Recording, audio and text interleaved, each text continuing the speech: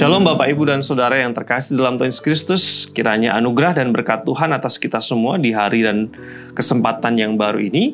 Doa kami juga kiranya jemaat di dalam berkat, di dalam kemurahan dan perlindungan Tuhan. Izinkan saya mengajak kita semua sebelum menapaki hari ini terlebih jauh, merenungkan firman Tuhan yang saya beri judul Menghidupkan Iman dengan Melihat Iman yang Hidup pada Orang Lain. Bapak Ibu, kalau kita berbicara tentang iman, pasti kita akan ingat Ibrani pasal yang ke-11. Pasal ini menarik, di mana penulis Ibrani menulis kepada orang-orang Yahudi, tetapi orang-orang ini adalah orang-orang yang sudah terbiasa dengan budaya Yunani. Oleh karena itu, penulis Ibrani, khususnya di dalam pasal yang ke-11, menggunakan dua macam pendekatan, yaitu pendekatan pola pikir Yunani atau pola pikir Barat, tetapi juga pendekatan pola pikir Ibrani atau pola pikir Timur, di mana orang yang dengan pola pikir Barat atau pola pikir Yunani selalu memahami sesuatu dengan penjelasannya atau definisinya atau uraiannya. Sedangkan pola pikir Timur cenderung memahami segala sesuatu dengan contoh. Oleh karena itu, di dalam Ibrani pasal yang ke-11, penulis bukan hanya memberikan definisi di dalam Ibrani pasal 11 ayat 1 tentang iman, tetapi juga memberikan contoh tentang iman yang hidup di dalam orang-orang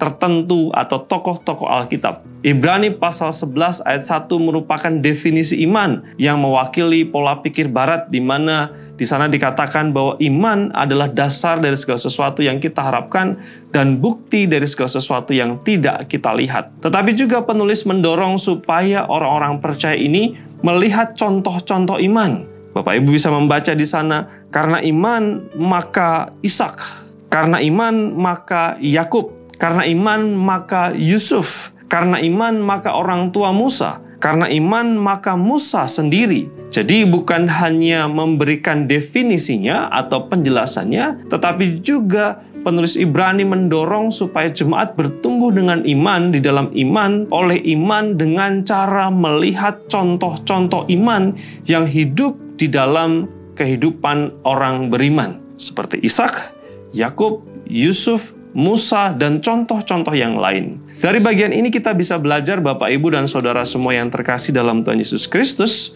kita didorong untuk bukan hanya memahami iman itu seperti apa secara konsep, tetapi kita juga didorong untuk mencoba melihat bagaimana orang-orang percaya lain menghidupi iman di dalam kehidupan mereka. Jika penerima surat Ibrani didorong untuk melihat orang-orang beriman, tokoh-tokoh beriman di dalam Alkitab, kita juga bisa melakukan hal yang sama, mencoba melihat bagaimana Ishak, bagaimana Yakub, bagaimana Yusuf, bagaimana Musa, bagaimana Rahab, dan banyak tokoh-tokoh yang lain menghidupi iman mereka. Tetapi juga Bapak, Ibu, dan Saudara semua yang terkasih dalam Tuhan Yesus Kristus, saya meyakini kita bisa melihat orang-orang di sekitar kita yang menghidupi iman mereka di dalam kehidupan sehari-hari. Saya percaya ketika Tuhan menempatkan kita menjadi bagian dari orang-orang percaya, salah satu tujuannya adalah supaya iman kita bertumbuh. Dengan cara apa? Supaya kita bisa belajar meneladani orang-orang yang sudah hidup dengan mengartikulasikan atau mendemonstrasikan iman kita. Bersyukur karena kita punya hamba-hamba Tuhan. Bersyukur karena kita punya hamba-hamba Tuhan yang mendemonstrasikan iman mereka. Bersyukur karena kita punya orang-orang yang lebih dewasa secara rohani. Bersyukur karena kita punya panutan di dalam iman. Kita bisa menemukan orang-orang seperti itu di sekitar kita dan mencontoh bagaimana iman mereka hidup, sehingga kita bisa melihat bagaimana ketaatan mereka, bagaimana hidup mereka, bagaimana keputusan mereka. Tetapi yang kedua yang penting adalah kehidupan kita itu penting bagi sesama. Oleh karena itu, mari kita menghidupi iman kita dengan baik, sehingga ketika orang melihat kita, mereka melihat iman kita, dan mereka pun boleh dibangun di dalam iman. Inilah fungsinya kehidupan kebersamaan kita, di mana kita bisa menumbuhkan iman kita